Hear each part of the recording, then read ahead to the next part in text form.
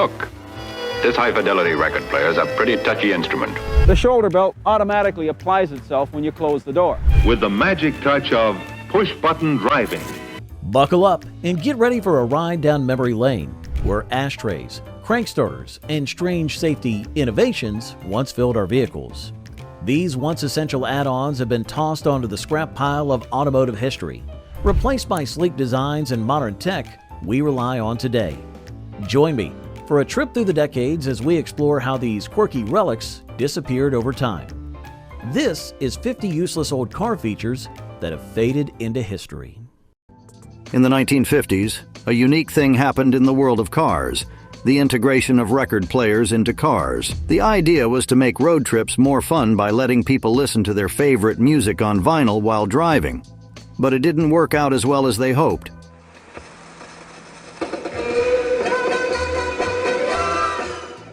The record player had a tough time dealing with the bumpy roads. The bumps and shakes made it hard for the player to make good sounds, and it kept skipping tracks, which was annoying. Imagine being excited to hear your favorite song, only to have it ruined by every bump in the road.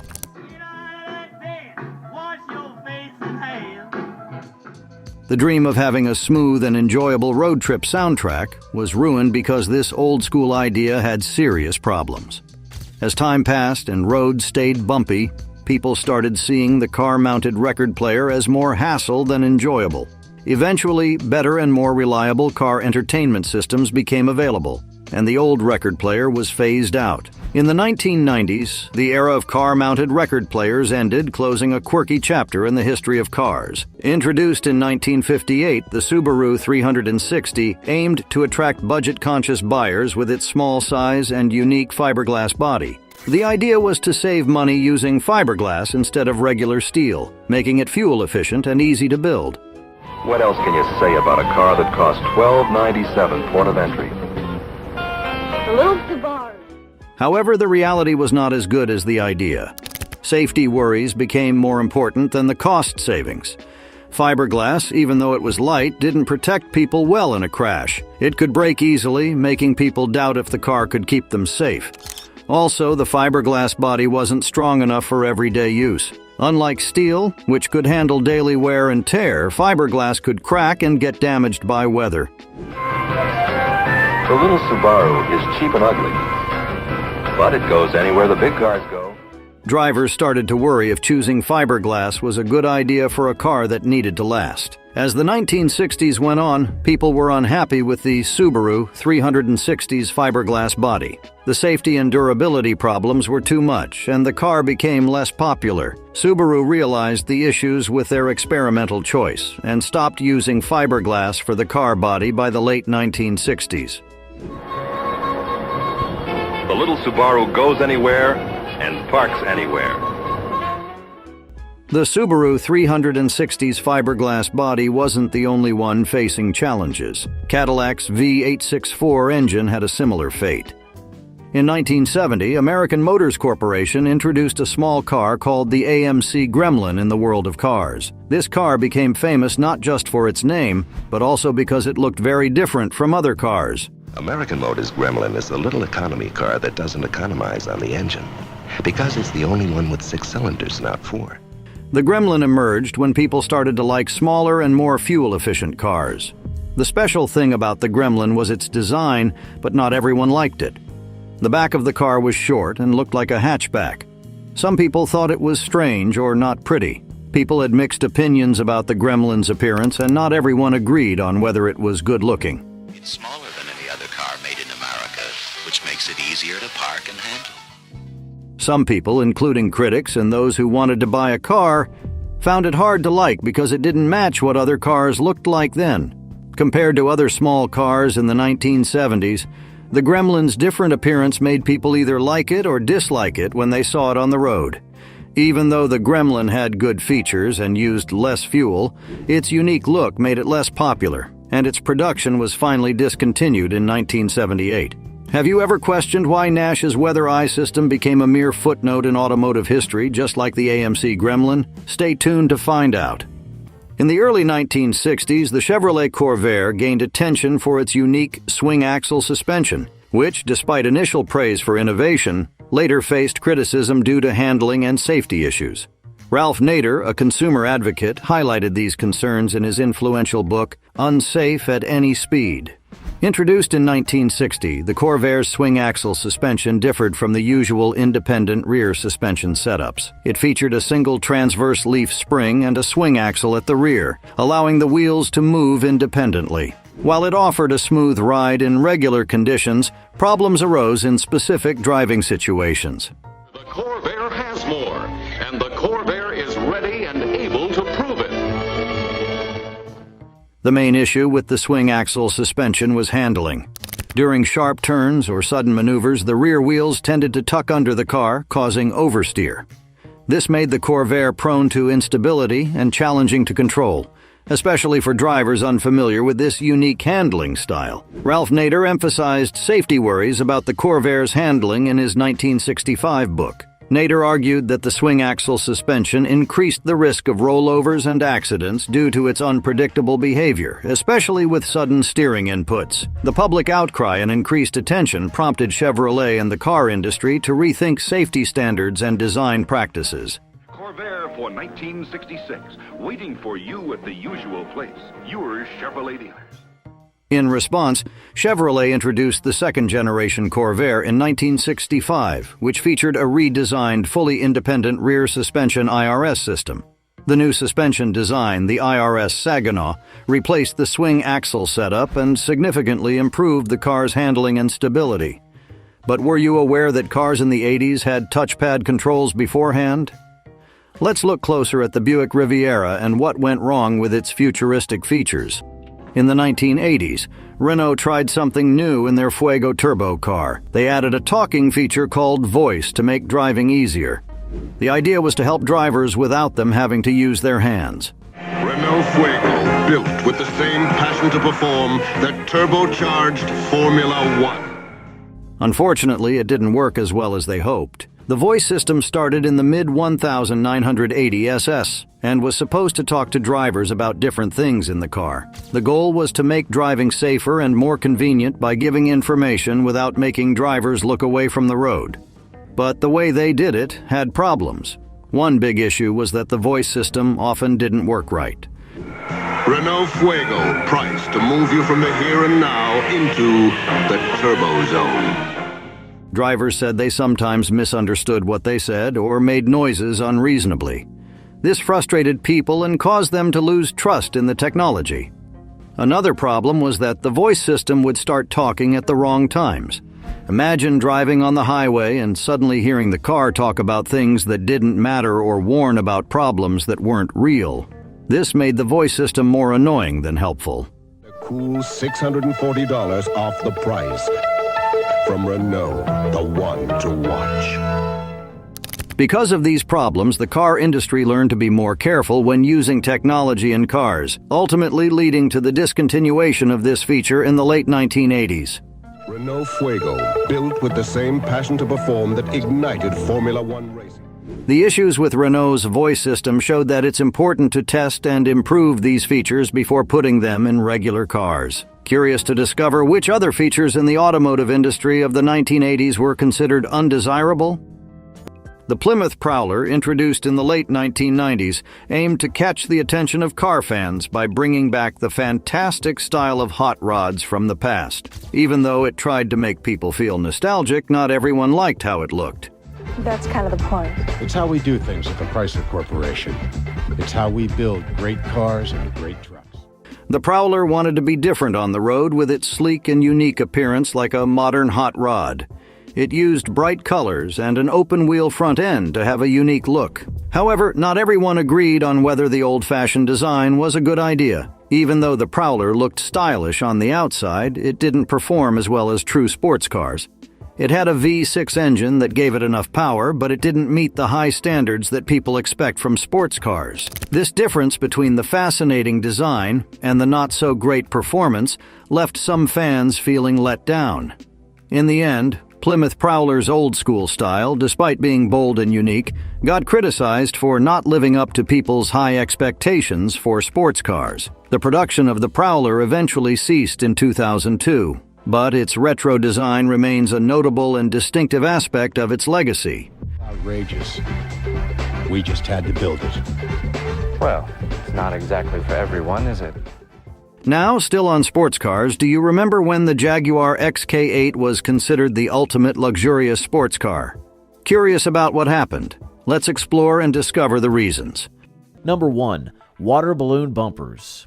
Water balloon bumpers, an unconventional safety feature, splashed the automotive world during the mid-20th century. In their quest to enhance crash safety, manufacturers decided to fill car bumpers with water. The idea was simple. The water-filled bumpers would absorb energy upon impact, cushioning the blow and protecting passengers. Around the 1950s, these watery bumpers began to appear on some cars. The concept seemed promising, especially given the rising concern about vehicle safety. The public's reaction was a mix of curiosity and skepticism. Imagine seeing a car with what looked like giant water balloons attached to its front and rear. Some manufacturers, including Ford, Chrysler, and General Motors, experimented with this novel approach. Drivers wondered if these water-filled bumpers would revolutionize safety on the roads. Despite good intentions, water balloon bumpers had significant drawbacks. The rubber or plastic material used for these bumpers was only sometimes robust. In real-world collisions, they often ruptured, leaking water and leaving the car vulnerable. While water absorbs energy, it couldn't match the protective capabilities of modern materials like crumple zones. In high-speed crashes, water-filled bumpers failed to provide adequate protection. As crash safety research advanced, it became clear that water balloon bumpers were more gimmick than effective safety measure. By the 1970s, they had disappeared mainly from new car designs. Manufacturers shifted focus to better engineered safety features, leaving behind the watery experiment. As the era of water-filled bumpers faded, what other daring innovations attempted to reshape driving? The wrist twist swivel system beckons, offering a glimpse into automotive experimentation. Number 3. Neck seatbelts. During the 1960s, car manufacturers entertained the idea of neck seatbelts, aiming to restrain the head to prevent whiplash during accidents directly. This speculative concept skipped the traditional chest and lap restraints, focusing solely on the vulnerable link between the head and body. It was a daring experiment, envisioning a seatbelt snugly embracing the neck akin to a scarf. Despite the audacity of the idea, neck seatbelts never made it to the mainstream. They remained obscure, like safety agents shrouded in secrecy. Companies like Ford, General Motors, and others dabbled with these prototypes, but the public needed to be aware of this potential revolution in safety. However, neck seatbelts pose significant dangers. While they aimed to mitigate whiplash, they also introduced their risk. Sudden stops could lead to strain and injury as the head remained restrained, putting pressure on the neck muscles. Moreover, these prototypes needed real-world testing, leaving questions unanswered about their efficacy in saving lives or potentially causing harm. By the 1970s, neck seatbelts vanished from consideration, perhaps deemed ahead of their time or too risky for widespread adoption. Today, the standard remains chest and lap belts, leaving the neck unrestricted during travel. Let's explore how the advent of non-collapsible steering columns marked a revolutionary shift in automotive safety. But what of pop-out windshields, another relic of innovation? Did they succumb to safety concerns as well?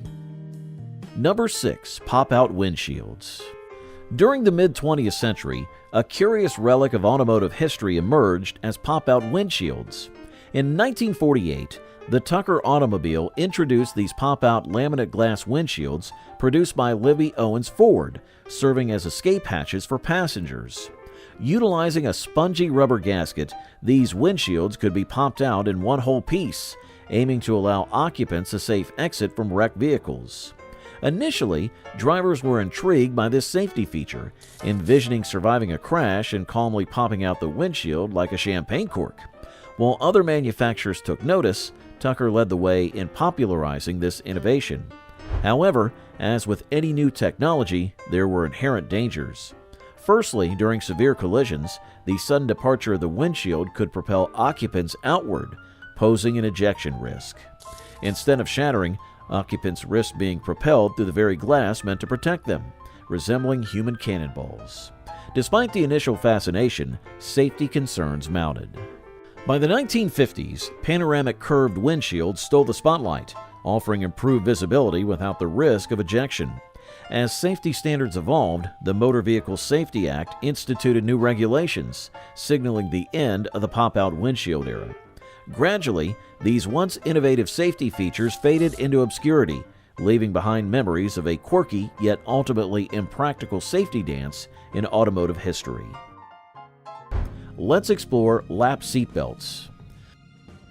Number 8. Lap waist seatbelts. In the 1960s, the automotive industry introduced lap waist seatbelts, marking a pivotal moment in vehicle safety. These early seatbelts, primarily consisting of a simple lap belt across the waist, aimed to prevent passengers from being ejected through windshields during sudden stops or accidents. However, the public's reaction to these new safety features was mixed. While some drivers and passengers accepted them as potential lifesavers, others viewed them as a cumbersome addition to their driving experience. Companies such as Ford, Chevrolet, and others were among the first to offer these basic lap belts in their vehicles. Despite their intended purpose, lap belts posed significant dangers. They left the upper body and head vulnerable to impact in a collision, as they did not protect the waist. This incomplete restraint system meant that passengers could still suffer severe injuries from colliding with dashboards, steering wheels, or windshields during accidents. Recognizing these flaws, engineers and safety experts pushed for advancements in seatbelt design. By the 1970s, safety standards had evolved, leading to the introduction of shoulder belts. These diagonal straps provided additional protection by securing the upper body and the lap, offering comprehensive restraint during crashes. As a result, combined lap and shoulder belts became the new standard in vehicle safety, significantly reducing the risk of injuries and fatalities in accidents. Ultimately, introducing these improved seatbelt designs marked the end of the era for lap waist seatbelts, as they were gradually phased out in favor of more effective safety restraints. Number 10. Unsafe fuel tanks. In the 1970s, the automotive industry introduced a dark chapter in its history with the emergence of unsafe fuel tanks epitomized by the Ford Pinto. Initially designed as a compact car to rival imports, the Pinto concealed a fatal flaw: its fuel tank placement behind the rear axle. Despite this design flaw, drivers embraced the Pinto, oblivious to the potential danger lurking beneath its sleek exterior. However, tragedy struck when rear-end collisions caused the Pinto's fuel tank to crumple like a soda can, spilling gasoline and igniting infernos that turned the car into a fireball. The public's ignorance was shattered as the grim reality of Pinto's danger came to light. Ford, motivated by cost-cutting measures, knowingly prioritized profits over safety, as evidenced by the infamous Pinto Memo, which exposed the company's willingness to settle lawsuits rather than rectify the situation. The consequences were dire, with 27 fatalities attributed to Pinto fires and numerous others suffering severe burns. Legal battles ensued, with Ford facing criminal charges and substantial civil damages, tarnishing the company's reputation and transforming the Pinto into a symbol of corporate negligence. As safety standards evolved and crumple zones became standard practice, the Pinto era ended by the late 1970s. As the flames of corporate negligence engulfed the Pinto, could technology prevent such tragedies? ABS emerged, promising safer roads ahead. Number 12. Hood ornaments. In the early 20th century, hood ornaments emerged as a means for car manufacturers to showcase their brand identity. These decorative sculptures adorned the front of automobiles, serving as eye-catching embellishments that sparked conversations among onlookers. Rolls-Royce, renowned for its luxury, notably introduced the iconic Spirit of Ecstasy in the 1910s. This elegant figurine, depicting a graceful lady leaning forward with windswept robes, became synonymous with opulence.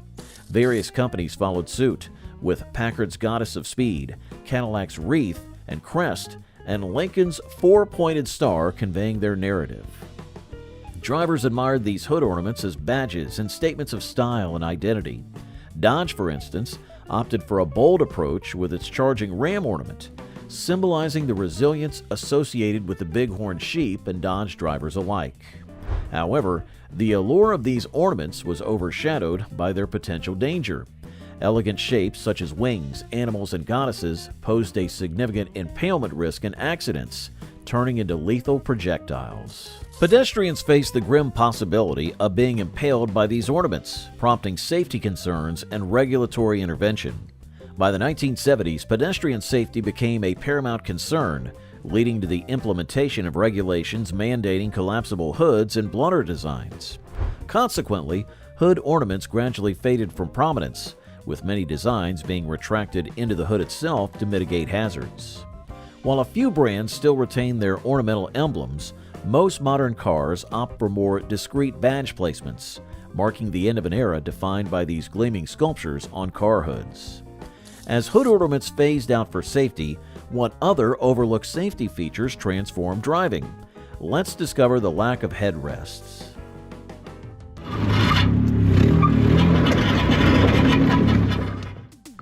In the automotive world of the 50s and 60s, innovation and style were abundant. One of the quirky yet practical features during this era was the curb feeler.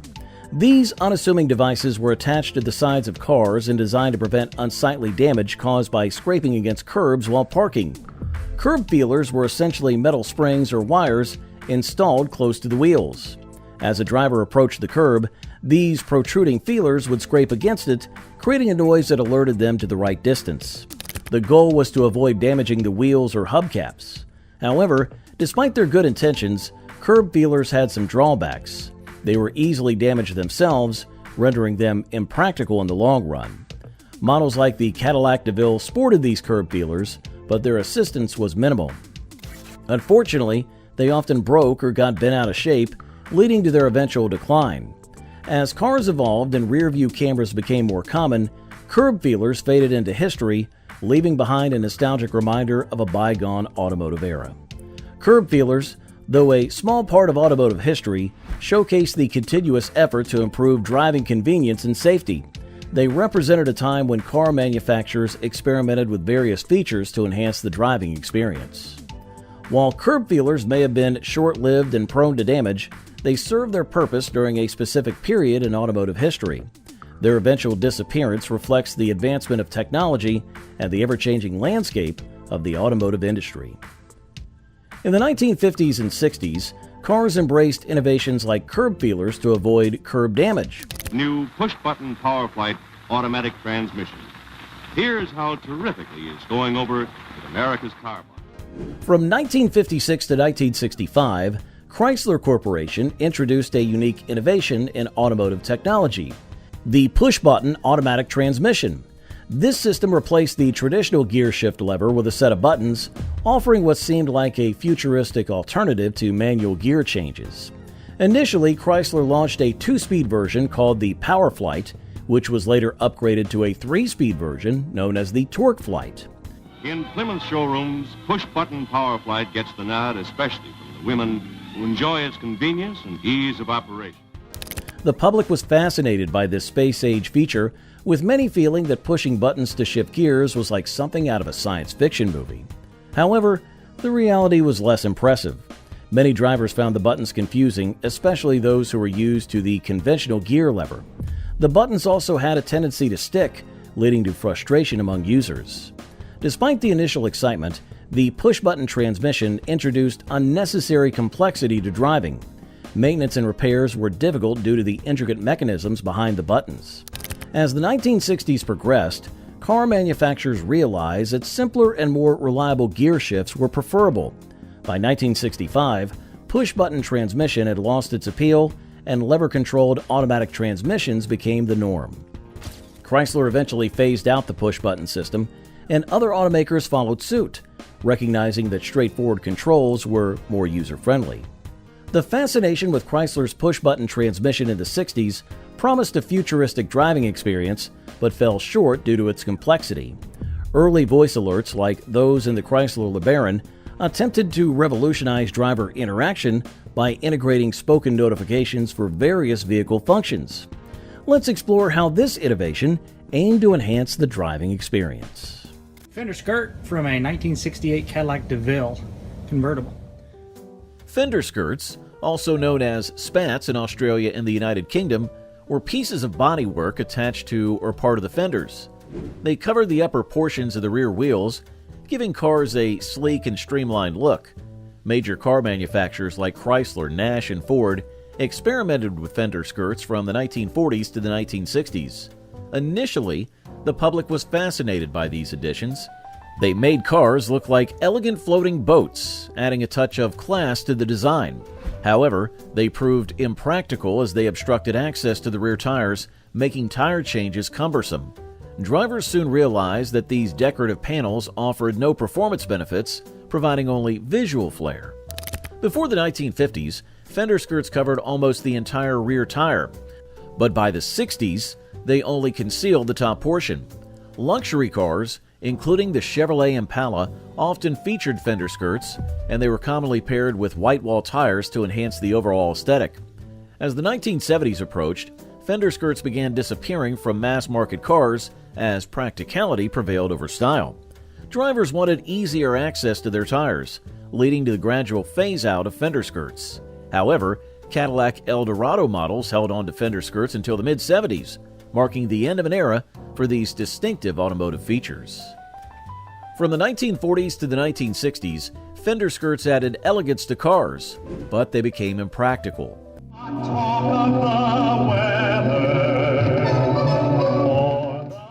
In the late 1950s, Chrysler added a musical touch to their vehicles with the Highway Hi-Fi, a record player mounted under the dashboard. Chrysler introduced the Highway Hi-Fi as an option on their 1956 models, including Chrysler, DeSoto, Dodge, and Plymouth.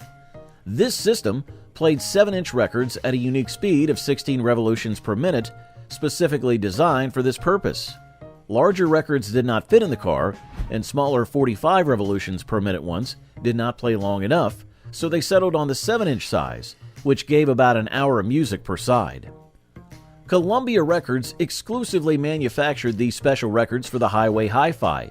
Drivers could enjoy tracks like I'll Take Romance by Percy Faith and his orchestra, or delve into the Great American Songbook with Cole Porter's score for Kiss Me Kate.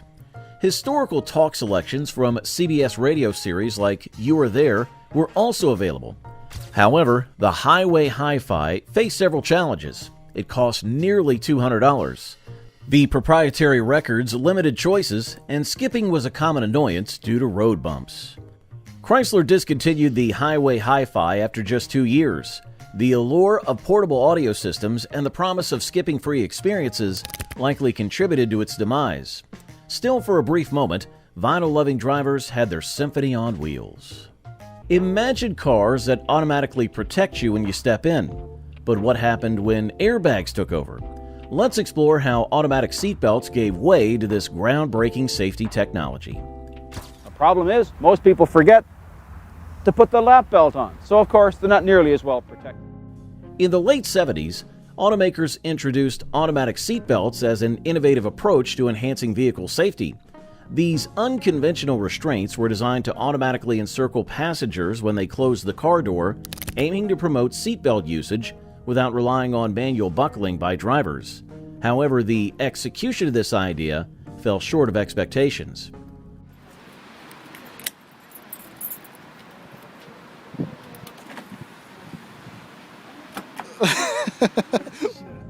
The concept gained momentum during the Carter administration, which proposed legislation requiring either automated seatbelts or airbags in all vehicles by the mid-1980s.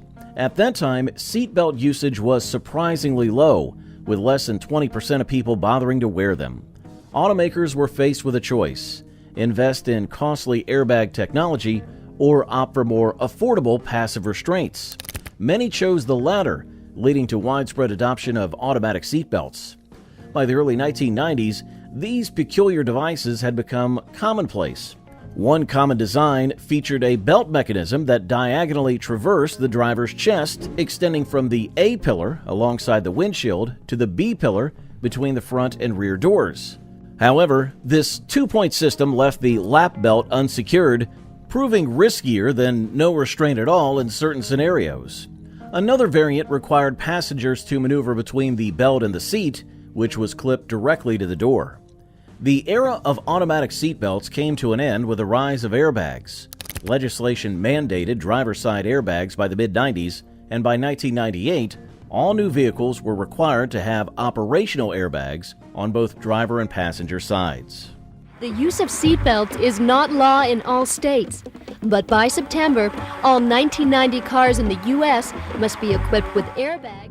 The limitation of automated safety harnesses became apparent due to their inconvenience and unreliability, ultimately leading to their decline and eventual disappearance from mainstream vehicle safety features. We couldn't make it any hotter, so we made it cooler with air conditioning that lists for $640. From the 1950s to the 1990s, older cars in the United States showed some unusual safety features. An unconventional safety measure known as automatic seat belts was introduced in the 1980s to enhance passenger safety. These special seat belts were designed to work automatically when you closed the car door, ensuring people were safely strapped in without needing to do it themselves. Despite the good idea, these automatic seat belts ended up causing more problems than being helpful. Even though the goal was to keep people safe, users didn't like them because they were inconvenient and uncomfortable. The problem is, most people forget to put the lap belt on, so of course they're not nearly as well protected. The belts would suddenly move into place, surprising passengers and sometimes causing discomfort. People had to struggle with these belts, making getting in and out of the car tricky. Over time, people became increasingly unhappy with the automatic seat belts, and eventually they disappeared. Car makers listened to people's wants and realized that safety features shouldn't make things uncomfortable. So, by the mid-1990 ES, these automatic seat belts were no longer used, and cars moved on to better safety features that were easier and more comfortable for everyone. In the late 1950s, Ford introduced an unusual feature in their cars called the teletouch transmission, specifically in the Ford Edsel. It was supposed to be a fascinating and futuristic way to change gears, with buttons in the middle of the steering wheel. However, in reality, it turned out to be confusing for drivers. Driving the 1958 Edsel is as easy as flicking a light switch. Instead of a regular gear shift, drivers had to deal with many buttons. The idea was to make changing gears easy with buttons, but it didn't work out well.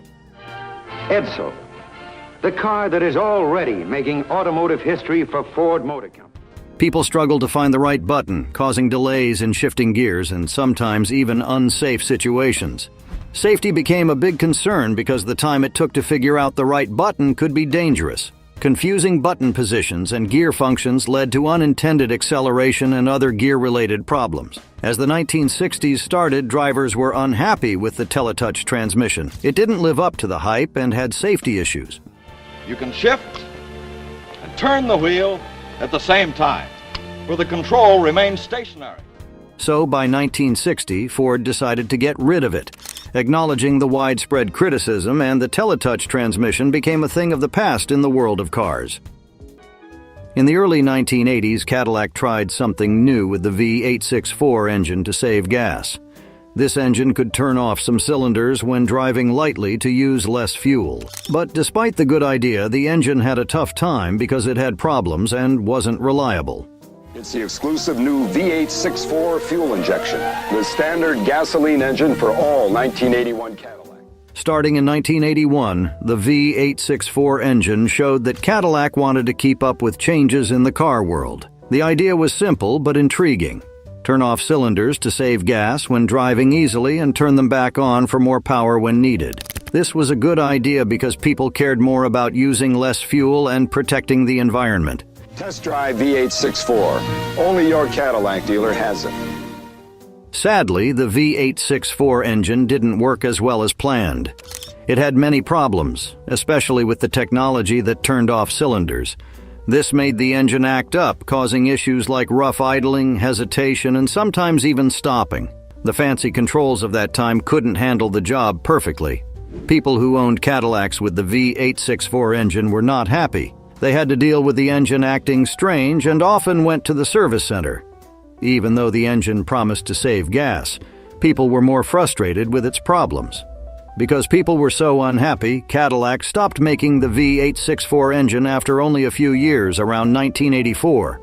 The experiment with turning off cylinders to save gas didn't end well, showing that trying new things in cars can be tricky if you don't solve the problems first. In 1954, Nash Kelvinator started making cars that could control the inside temperature with the all-weather eye. It was the first version of today's car heating and air conditioning systems. This amazing system made Nash cars the first in the U.S. to have heating, cooling, and ventilation all in one. There's the one feature that makes this Nash Airflight America's most modern car. It's Airflight construction. Nash Kelvinator used their knowledge about cooling things to create the weather eye system. It was a small, inexpensive unit that fit nicely under the car's hood. They used a special refrigeration technology now common in today's car climate systems. Even though the all-weather eye was a big deal, it had problems because the technology back then wasn't perfect.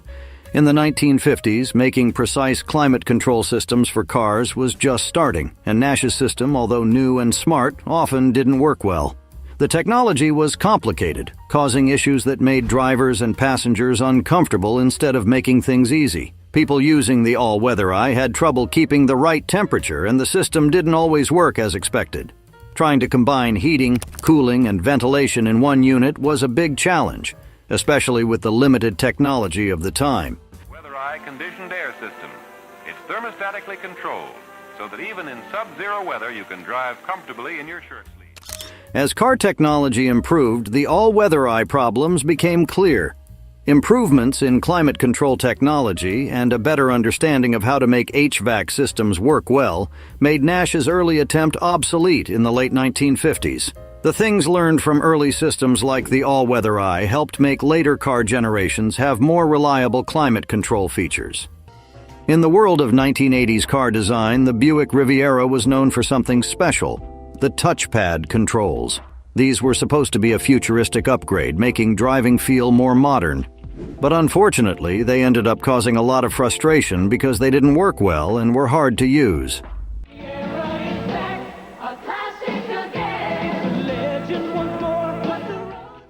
Introduced in the middle of the 1980s, the touchpad controls in the Buick Riviera were a bold move into new technology. The idea was amazing: replace regular buttons with a smooth, touch-sensitive screen for a fancy and organized dashboard, but it didn't turn out as great as they hoped. Drivers quickly learned that the touchpad controls were tricky and didn't always respond. Using the touch screens needed accuracy that many people couldn't get right. Because the system didn't always recognize touches, driving was more annoying as people struggled with the controls instead of focusing on the road. Apart from not working well, the touchpad controls had other problems. Since there were no physical buttons to feel, drivers had difficulty figuring out the controls while driving. Adjusting things like the radio or air conditioning became a guessing game, making the technology more frustrating than helpful. Find a road yourself and discover adventure is a car called Riviera. As the 1980s passed, drivers' complaints and better technology made car companies rethink using touchscreens. Due to these concerns and consumer feedback, Buick discontinued the GCC touchpad controls in the following model years in the late 1980s. The subsequent models reverted to more conventional control interfaces featuring physical buttons and knobs. The experiences from the Buick Riviera's touchpad controls were crucial in making better and easier-to-use touchscreens that we now see in most cars today. The Yugo GV, which hit the market in the 1980s as an affordable vehicle, gained a bad reputation due to its poor build quality and tendency to break down easily. Malcolm Bricklin, known for the Bricklin SV1, brought this car to the market, turning it into a symbol of automotive misfortune. Hailing from Soviet bloc Yugoslavia, the Yugo GV appeared hastily put together, lacking proper craftsmanship. Call 1-800-USA-YUGO. Yugo, committed to building the toughest, most dependable cars a little money can buy. One ironic aspect of the Yugo GV was its rear window defroster, seemingly a practical addition in a car where even basic features like carpet were considered standard. Interestingly, this feature wasn't meant for its intended purpose, but humorously suggested for keeping the driver's hands warm while pushing the car, highlighting its questionable reliability. Well, introducing the same old idea. The Yugo, imported from Europe for only $39.90. The Yugo GV had numerous mechanical issues, with engines prone to catastrophic failures and an electrical system that could unexpectedly fizzle out. The overall construction was so precarious that components frequently detached without warning, further damaging the car's reputation. The Yugo brand quickly became associated with being a joke and was eventually discontinued in the early 1990s. The Jaguar XK8, initially celebrated as a fancy sports car when it first came out in the late 1990s, encountered a big problem because of a severe issue. The plastic timing chain tensioners in its early models would break, causing significant damage. Despite its stylish appearance and impressive performance, this problem damaged the car's good reputation. Excuse me, sir. Can I help you? It comes in green, right? Or live the fantasy for yourself. The timing chain tensioners, made of plastic, were a weak point for the XK8. As time passed, these tensioners were likely to fail, leading to severe problems for the engine. When the tensioners failed, the timing chain could go out of place, causing severe damage to the engine and even potential engine failure. This flaw didn't just cause the inconvenience of unexpected breakdowns. It also created financial problems for the owners. Fixing the tensioners that were prone to self-destruction was known to be very expensive, making the ownership experience less enjoyable. Jaguar faced criticism and negative feedback as people started hearing about these issues, leading to a not-so-great reputation for the XK8's reliability.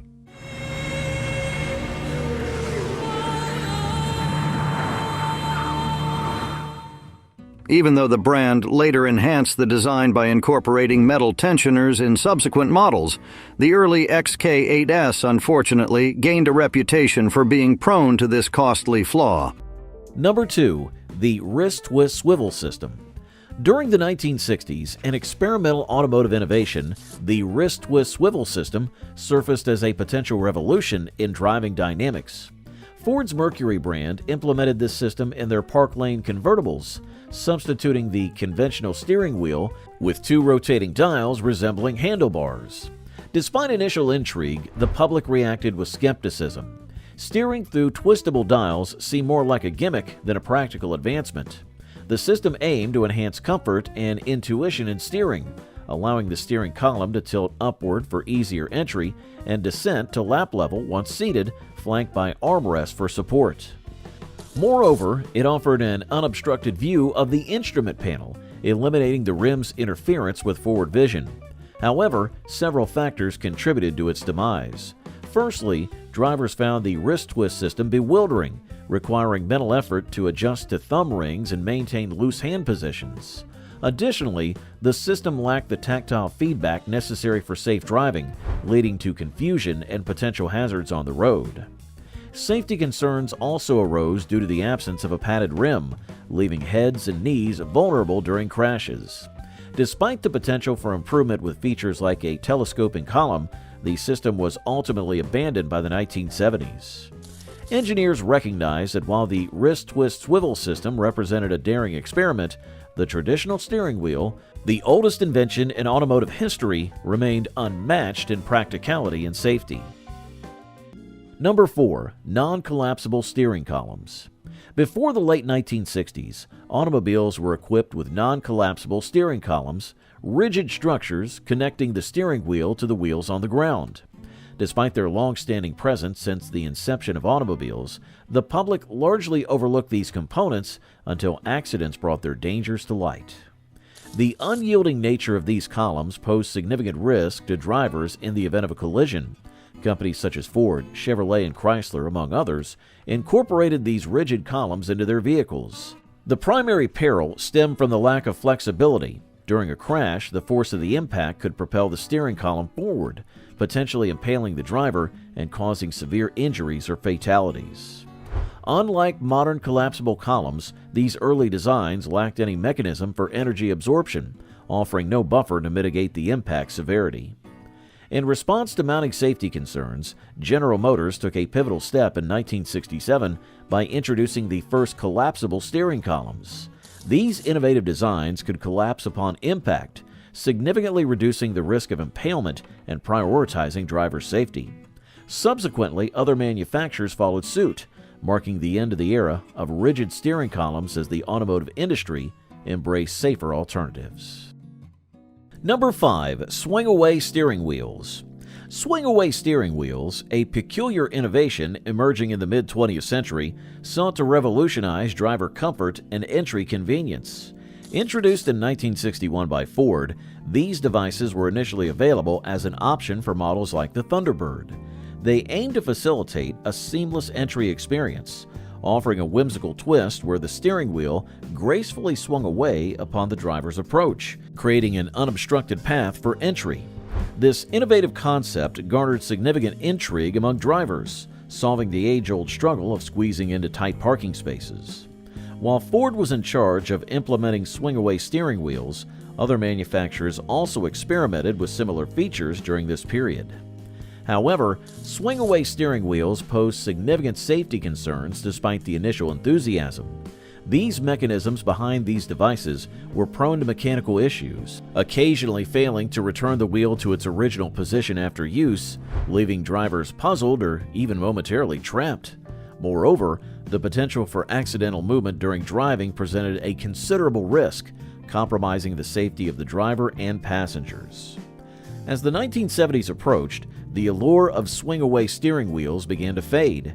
Safety considerations ultimately outweighed the convenience they offered, prompting manufacturers to shift their focus towards more reliable and secure features. Consequently, the era of swing-away steering wheels ended, marking a transition towards safer and more dependable automotive innovations. As swing-away steering wheels faded, safety took precedence. Number 7. Metal dashboards. Metal dashboards, relics from the automotive past, once adorned cars like stern guardians. Back in the early days of automobiles, dashboards were straightforward, metal panels housing essential gauges and switches. No frills, no fuss. These unyielding dashboards were as rigid as the cars themselves. Imagine sitting behind a metal dashboard. No soft padding, just cold steel. Drivers didn't complain much. They were too busy marveling at the novelty of motorized travel. Companies like Ford, Chevrolet, and Dodge embraced these metallic dashboards. However, despite their initial acceptance, metal dashboards posed significant dangers. In a collision, occupants faced a brutal reality. Unyielding as a blacksmith's anvil, the metal dashboard could become a lethal weapon. Heads, knees, and chests collided with unforgiving force. Unlike today's cushioned dashboards, these metal counterparts lacked any safety padding. No foam, no airbags, just raw steel. By the 1960s, safety concerns had gained traction. Engineers realized that metal dashboards were more foe than friend. Crash tests revealed the grim consequences. So manufacturers began adding padding, vinyl covers, and safety features. The bare metal dashboards disappeared as the industry prioritized safety over aesthetics. As metal dashboards yielded to safety concerns, what new safety measures awaited drivers beyond the era of unyielding steel? Number 9. The absence of crumple zones. In automotive history, crumple zones unveil a narrative of evolution and safety. In the early days of automobiles, circa the 1960s, vehicles were characterized by robust, unyielding frames reminiscent of medieval fortresses on wheels. However, they lacked the crucial safety feature we know as crumple zones. These zones, introduced later, were strategically engineered to deform during collisions, effectively absorbing energy and mitigating the impact on passengers. Initially, the public remained largely indifferent to the absence of crumple zones, with safety being a peripheral concern rather than a central focus. Major automotive manufacturers like Ford and Chevrolet produce vehicles with solid frames, oblivious to the impending danger posed by the lack of safety measures. The absence of crumple zones rendered vehicles dangerously susceptible to the direct impact of collisions.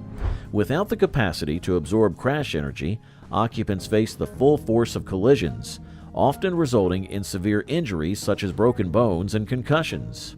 Recognizing the urgent need for enhanced safety measures, engineers spearheaded a shift in design philosophy during the 1970s. This pivotal period saw the introduction of deformable zones, front, rear, and sides, that sacrificed structural integrity to safeguard lives. By incorporating crumple zones into vehicle design, the automotive industry took a significant stride towards prioritizing passenger safety and reducing the severity of injuries sustained in accidents. Number 11. No anti-lock brakes.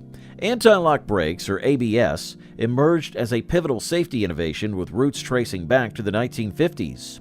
Initially finding utility in aviation and railway industries to prevent wheel lockup during braking, ABS technology gradually became the automotive sphere. In 1953, Mercedes-Benz patented a system by Hans Scherenberg, marking the beginning of ABS implementation in cars. The innovations soon crossed borders, with American automakers such as Chrysler, Ford, and GM introducing their versions. Even Japanese manufacturers like Toyota and Nissan joined the fray, incorporating ABS into their vehicle models. Initially, the absence of ABS posed significant dangers, particularly the risk of wheel lockup during abrupt braking maneuvers. This lack of control could result in hazardous situations, especially on slippery surfaces like icy roads. Moreover, the initial cost of ABS technology presented a challenge, making it a luxury primarily accessible to high-end vehicles. However, advancements have seen ABS evolve into a digital marvel, equipped with sophisticated sensors and processors to enhance braking precision. The significance of ABS became further highlighted as regulatory bodies like the National Highway Traffic Safety Administration mandated its inclusion alongside stability control in all passenger vehicles. Number 13. Lack of headrests. Headrests were a rarity in the early days of automobiles, with cars lacking cushion support for weary heads. It was in the late 1960s that headrests gained prominence, primarily introduced to prevent whiplash injuries during rear-end collisions.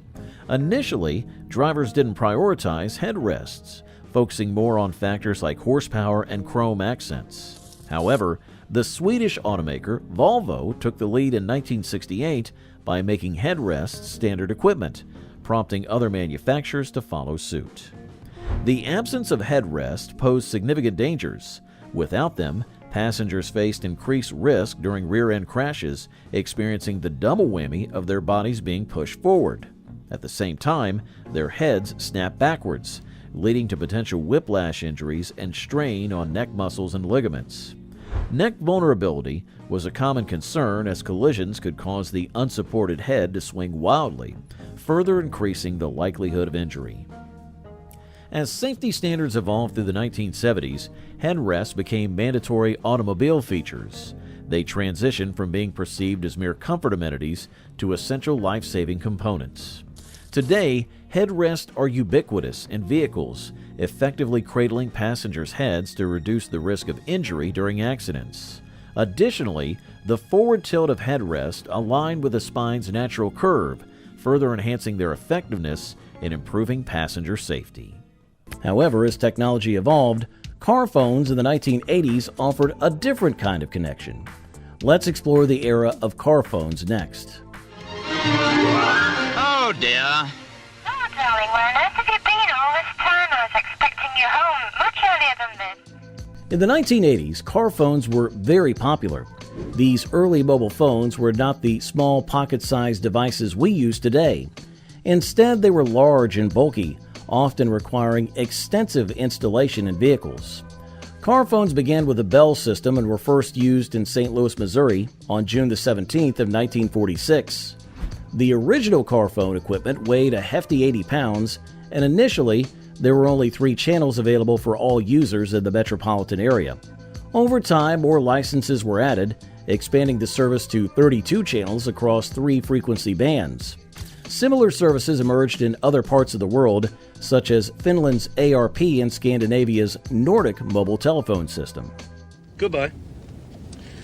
Now, that sort of quality is only possible because of the microprocessors. There's a central computer here in Chicago. Car phones were more of a status symbol than a practical feature. Their poor reception and limited coverage made them less reliable than landline phones. Installing a car phone involved complex wiring and external antennas, making it a luxury reserved for the wealthy. People were fascinated by the idea of making calls to their cars, But the reality often fell short due to technical limitations. And Patricia Kwame of Los Altos, California, has already sold 45,000. As the 1990s arrived, mobile phones began to evolve rapidly. They became smaller, more affordable, and offered better reception. The mobile phone boom of the 1990s shifted the tide. People preferred the convenience of handheld mobiles over cumbersome car phones. By the mid-90s, car phones had become less common, and in-car mobile phone integrative technologies like Bluetooth further diminished their appeal. Car phones paved the way for cellular communication, but their legacy lies in nostalgia rather than practicality. Your engine oil pressure is low. Prompt service is required. In the 1980s, car manufacturers began experimenting with voice alert systems to improve driver safety and convenience. One of the first cars to feature this technology was the Chrysler LeBaron, which had an early version of a voice alert system. These systems aim to give drivers real-time information, such as warnings about low fuel, doors being ajar, and reminders to fasten seatbelts. Initially, drivers found the concept exciting and futuristic. The idea of a car talking to you seemed high-tech.